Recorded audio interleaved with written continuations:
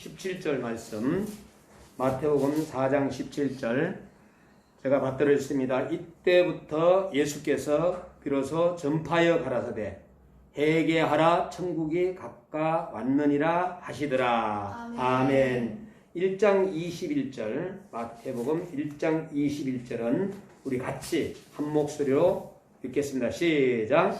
아들을 낳으리니 이름을 예수라 하라. 이는 그가 자기 백성을 죄에서 구원할 자이심이니라. 아멘. 이 성경의 핵심이 이루다라는 핵심이 이루다. 마태복음에 중요한 단어가 어떤 단어가 있느냐? 핵심이 이루다인데 비슷해요. 이루려 하심이라 이렇게 나와요. 이것이 마태복음에서만 17회만 계속 반복해가 나옵니다. 자, 이 마태복음은 유대인들을 위해 강조하면서 그들이 좀 내용을 확실하게 예수 그리스도에 대해 알아야 되겠다 하고 기록한 성경이 바로 마태복음이에요. 이 책은 예수님이 바로 구약 성경에서 예언된 메시아, 곧 온 인류 영원한 왕이신 예수 그리스도라는 사실을 입증하기 위해서 기록한 것이 바로 마태복음입니다. 이 마태복음의 주요 인물은 주인공이 누구예요? 예수님. 그리고 예수님의 부모인 육신의 부모인 요셉과 마리아. 그러니까 성령으로 잉태되었지만은 함께 요셉과 마리아를 부모님으로 모시고 예수님은 자라셨어요. 저는 그 당시에 지금도 마찬가지지만은 자녀들이 빨리 결혼을 합니다. 19세에서 거의 한 22세면은 아이들이 거의 결혼을 하고 하는데, 자, 예수님은 33살이 되도록 노총각이셨어요. 그러니까 많은 놀림을 받지 않았나 하면서 한번 생각을 가끔 할 때도 있습니다. 자, 왜 저 예수는 나이가 30 가까이 돼 가는데도 장가도 못 갔지? 그 소리를 아마 그 당시에 어릴 때 자라면서 듣지 않았나 하는 생각을 해봅니다. 자, 주요 인물은 이렇게 예수님과 예수님의 부모, 또 요셉과 마리아, 자, 세례 요한, 그리고 예수님의 12 제자들이 마태복음에는 이제 기록이 되어 있어요. 마태가 기록한 이 책은 그야말로 딱 정리한다면 예수 그리스도에 대한 이야기다. 이렇게 여러분들이 아시면 될 것 같아요. 자, 이 기록을 내용을 보면은 예수님께서 어디서 태어났고, 또 예수님께서 무엇을 가르쳤으며, 또 예수님께서 어떻게 사람들을 도왔고, 예수님께서 왜 죽어야 했는지, 예수님께서 죽은 후에 다시 살아난 부활하시고 성천에 관한 이야기가 마태복음에는 잘 기록이 되어 있어요. 특별히 이 마태복음의 책은 메시아에 관한 예언된 구약의 수많은 구절들이 바로 예수님에게 적용되고 있음을 분명히 증거하고 있습니다. 저는 이 마태복음을 펼치면서 나오는 첫 번째 단어가 어떤 단어입니까? 아브라함과 다윗의 자손 예수 그리스도의 세계라 이렇게 나와요. 구원론적 교훈에는 예수님은 유대인의 왕으로 오신 분입니다. 유대인의 왕으로 오신 예수님은 특징이 있지 않습니까? 그러면 어떤 특징을 가진 분이십니까? 그래서 주보에 예수님, 마태복음의 예수님은 어떤 특징을 가진 분이십니까? 이렇게 넣어야 되는데 줄이 너무 길어서 예수님은 어떤 분이십니까? 라는 이렇게 한 줄로 여러분들한테 소개를 드렸습니다. 자, 마태복음 1장 1절에 보면은 아브라함으로부터 시작이 돼요. 여러분, 헌신자의 자손으로 오신 예수님. 아브라함이 하나님의 축복을 많이 받았어요. 아브라함과 다윗의 공통점은 다 헌신의 사람들이었어요. 그들은 성공의 비밀을 가지고 있었던 분들이에요. 그래서 아브라함을 연구하고 다윗을 연구하다 보면은 여러분들이 많은 은혜를 받을 수가 있어요. 자, 아브라함과 다윗처럼 여러분들도 지금 우리 임마누엘교회 성도 여러분들은 헌신을 지금 하고 있어요. 주님 앞에. 그 헌신을 하나님께서 받으실 줄 믿습니다. 예. 그러나 아브라함은 명령을 받고 헌신을 했어요. 명령을 받고 창세기 22장에 아브라함은 명령을 받고 헌신했는데 다윗은 명령을 받고 헌신하지 않았어요. 자원해가지고 헌신한 사람입니다. 자, 사무엘하 7장에 이 두 분에 대해서 자세하게 성경에는 우리에게 말씀해 주고 있습니다. 창세기 22장 그리고 사무엘하 7장. 그러나 하나님의 명령을 받고 헌신을 했든지 자원해가지고 헌신을 했든지 하나님은 모든 분들을 다 귀하게 사용하고 있다. 아멘. 그런데도 두 사람이 다 메시아의 예언에 복을 받은 사람들이다. 아브라함과 다윗의 자손하면서 마지막에 예수 그리스도가 또 성령으로 잉태하신 예수님. 마태복음 1장 18절을 제가 여러분들한테 소개하겠습니다. 예수 그리스도의 나심은 이러하니라. 그 모친 마리아가 요셉과 정혼하고 동거하기 전에 성령으로 잉태된 것이 나타났더니 우리 예수님은 성령으로 잉태하신 예수님이라는 성경 구절이 1장 18절에서 잘 말씀해주고 있어요. 예수님은 성령의 능력으로 죄 없는 육신을 가지게 되었고 우리는 성령으로 또한 예수님을 닮아서 중생하도록 저와 여러분들이 늘 말씀을 붙잡고 성령 충만한 삶을 위하여 살아가기 위해서 여러분과 저는 무장해야 된다. 그것은 말씀과 기도입니다. 그게 거룩성이 나타나는 거예요. 자, 또 마귀의 시험을 이기신 예수님. 마태복음 4장 1절에서 11절에는 선지자의 시험, 제사장의 시험, 왕의 시험에 대해서 잘 말씀해주고 있어요. 자, 선지자의 시험은 말씀이 있는 선지자가 되는 길에 대해서 이야기해주고 있고 제사장의 시험은 기적도 중요하나 자연법칙도 중요하다는 것을 이야기해주고 있고 왕의 시험은 절하기보다 고난의 길을 택하셨다라는 사실입니다. 자, 옆 사람 보면서 우리 예수님을 따라 성령의 사람이 되십시다. 시작. 예수님을 따라 성령의 사람이 되십시다. 이때부터 세 가지 일을 하시는 예수님. 자, 오늘 본문을 마태복음 4장 17절에 이때부터라. 자, 이때부터라고 시작했는데 거기에는 뭐냐? 회개하고 천국이 가까이 왔느니라라는 단어로 시작하는 거예요. 마태복음은 이때부터라는 말이 여러 번 반복해가지고 기록이 되어 있어요.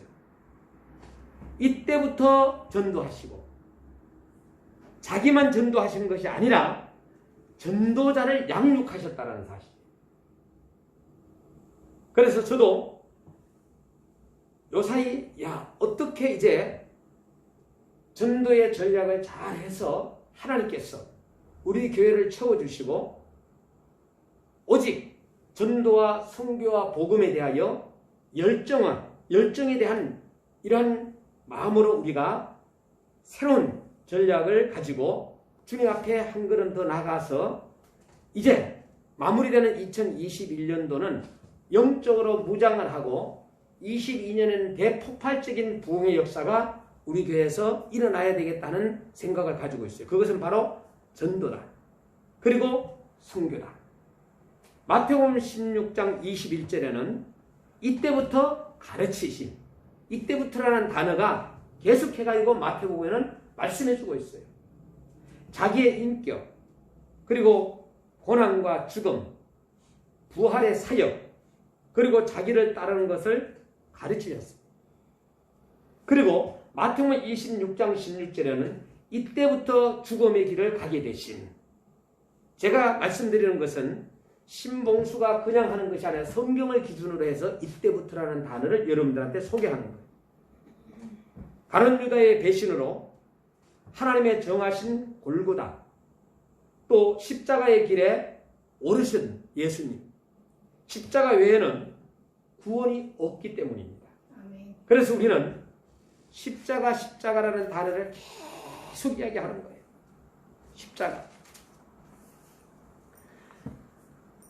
십자가를 빼고는 아무것도 할 수 없다라는 거.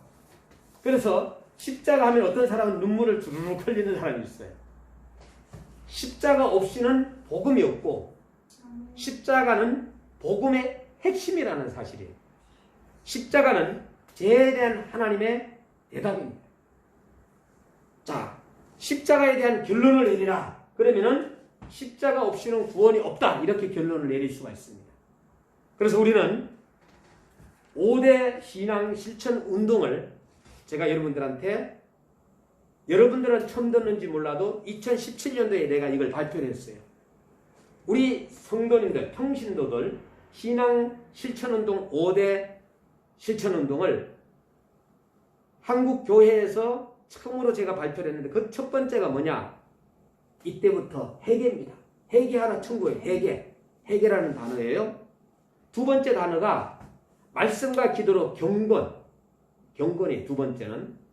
이것은 실천이에요. 신앙생활 하는 데 있어서. 세 번째는 합평입니다. 하나님과 합평하고 이웃과 합평하는 것. 네 번째는 복음입니다. 다섯 번째는 생명입니다. 이 다섯 단어만 여러분들이 오늘 가지고 가신다 하더라도 여러분들은 신앙 실천 운동에 대하여서 여러분들은 힘있게 신앙생활 하는데 달려갈 수가 있습니다.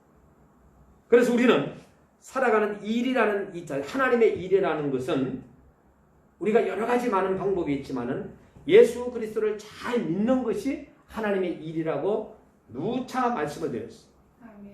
일에 목적을 두지 말고 우리는 일을 하는 모든 것에 있어서는 구원의 목적을 두라. 사역 관계에 목적을 두지 말고 관계 중심의 목적을 두라. 제가 리더스 투데이 거기에 공부를 하면서도 조별 모임에서도 제가 시대 10가지를 발표했고, 또 사역 관계에서 관계 중심으로 우리는 변해야 된다는 것을 제가 말씀을 드려서 여러분들은 아마 들었을 겁니다. 하나님, 내가 이 땅 위에 잠깐 있다가 가는 것을 뼈속 깊이 깨닫는 지혜를 주시옵소서. 아멘. 자, 그러면 여러분들이 이제 뼈속 깊이 깨닫는 그림을 제가 그리겠습니다. 출생연도를 그리는 거예요. 그리고 사망연도를 여러분이 100으로 한번 생각해 보시기 바랍니다. 그러면 가운데가 살아남아 있는 기간이 나옵니다. 자, 출생연도. 자, 출생연도입니다. 사망연도를 100으로 하시는 거예요. 그러면은 지금 내 나이가 50이다. 그러면은 살아남는 앞으로의 100살까지 사는 그 기간은 50년이 되는 거예요. 근데 내가 지금 현재 60이야. 나이가. 60인데, 자, 그러면 살아남은 기간은 몇 년이 돼요? 40이 되는 거예요. 여러분들 어머니가 지금 현재 80세. 80. 그러면은 앞으로 여러분들 어머니의 살아남은 기간은 20년이 되는 거예요. 자, 그래서 출생과 사망과 중간에 났을 때 하나님께서 성경에는 우리 모든 사람의 연수는 70이요 강건하면 80이라고 그랬습니다. 근데 요새 이제 100세 시대가 정상적인 평균 100세 시대가 언제인지 아십니까? 세계 인구의 발표를 했는데 언제냐? 2050년입니다. 2050년에 가면 세계 인구는 평균 나이가 100세가 된다라고 발표를 했어요. 자, 그러면은 100세라는 이 기준을 봤을 때에 여러분들은 남은 그 기간 동안에 지금 현재 여러분들이 살아온 기간보다도 살아갈 날이 길다 짧다? 짧다라는 것이 나와요. 그러면 그 짧은 기간을 우리는 1단계의 뱃속에 1기 뱃속에서 어머니 뱃속에서 10달 이 땅에 나와서 100년 그러면은 이 땅에서의 100년을 여러분들이 위하여서 죄지면서 그리고 또한 이 땅에서의 100년을 갖다가 여러분들이 여러분 방법대로 마음대로 살아갈 것이냐 아니면 다음 단계를 준비해서 다음 단계 영원한 하나님의 나라를 준비하면서 또 준비하면서 애쓰면서 여러분들이 살아갈 것이냐 하는 것은 선택은 누구다? 여러분 개개인이 하시는 거예요.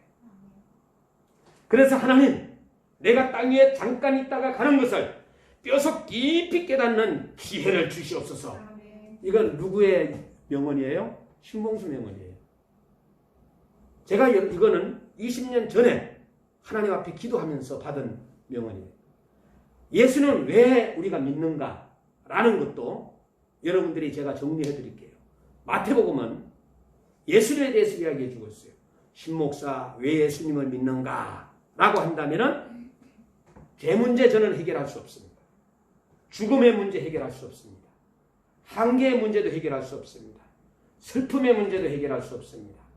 질병의 문제도 해결할 수 없는 연약한 존재이기 때문에 나는 예수 그리스도를 믿고 그 예수 그리스도를 믿음으로 인해서 나는 구원받고자 합니다. 그래서 저는 30년 전에 우리는 개개인이 공장이 돼야 된다. 개개인, 찬양의 공장, 기도의 공장, 말씀의 공장 이 세 가지를 했는데 한 가지 더 하겠습니다. 전도의 공장. 공장은 돌려야 돼요? 문을 닫아야 돼요? 돌려야 되는 거예요. 그래서 여러분들이 영적으로 여러분들이 한 사람 한 사람이 찬양하고 이 찬양이 끊기지 않는 거예요. 계속 찬양. 하나님의 나라 가면은 찬양해야 안 해요? 자, 그 다음에 기도. 하나님 앞에 상달되는 기도. 하나님 앞에 드리는 겁니다. 자, 그런데 어떻게 해요? 그 다음에 말씀이 하나님으로부터 내려오죠. 그래서 기도와 말씀의 공장이다라 했어요. 여기 하나 더 넣은 것은 전도입니다. 전도. 자, 우리 가정을 돌아봐야 되겠다. 전 세계로 선교하는 것도 중요하지만 하나님께서 깨닫게 해주시는 것은 내 가족이 먼저 구원을 받아야 되겠다 하는 강력한 메시지를 하나님께서 또 저에게 던져주셨어요.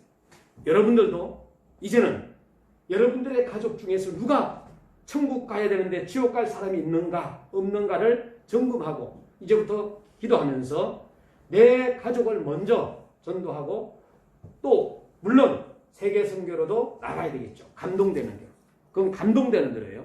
세계 선교는 그러나 가장 중심적인 것은 저와 여러분들이 우리 자녀들을 뒤돌아보는 것입니다. 그래서 우리는 어떻게 해야 되느냐? 변해야 됩니다. 내가 변하면 교회가 변하고 교회가 변하면 세상이 변하는데 그래서 우리는 하나님의 말씀을 바로 배우고 바로 믿고 바로 사는 데 있어서 노력을 해야 되고 그런데 요새는 많은 사람들이 해리장애를 안고 있어요. 해리장애라는 거예요. 정신과에서는 마음의 빈 공간을 치료하는 거예요. 그래서 우리는 이 말씀 마음속에 무엇으로 가득 채워넣어야 되느냐? 하나님의 말씀으로 가득 채워야 돼요. 아들을 낳으니 이름을 예수라 하라. 이는 그가 자기 백성을 저희 죄에서 구원할 자라. 예수의 이름의 뜻이. 마태복음 4장 21절에는 이때부터 예수님께서 비로소 전파하여 가라사대 이때부터라고 했어요. 회개하라 천국이 가까웠느니라. 첫 번째의 메시지입니다. 여러분 오늘 우리는 하나님의 말씀을 꼭 붙잡아야 됩니다. 이 말씀을 붙잡는 자가 살 것이고 이 말씀을 놓치는 자는 죽을 수밖에 없는 그러한 두 가지의 길로 나눠지게 된다는 사실이에요. 예수님은 구약 예언의 성취자로 이 땅에 오셨습니다. 예수님은 성경의 주인공이십니다. 예수님은 새 시대를 연 왕이십니다. 그래서 중요한 단어는 이루려 하십니다. 마태복음은 읽으면서 이때부터 이루려 하시리라. 핵심은 이루다라는 겁니다. 아멘. 여러분, 마태복음을 통해서 여러분들이 오늘 다시 한번 자신을 점검하고 또 내 자녀들과 내 가족을 돌아보고, 그리고 이제는 또한 우리 지역에 나아가서 전 세계를 향하여서 여러분들이 어떠한 영향력을 전 세계, 이웃에게, 가족에게 끼칠 것인가를 기도하면서 하나님께만 영광 돌리는 복된 성도님들이 되시기를 주의 이름으로 축원합니다. 아멘. 기도하겠습니다.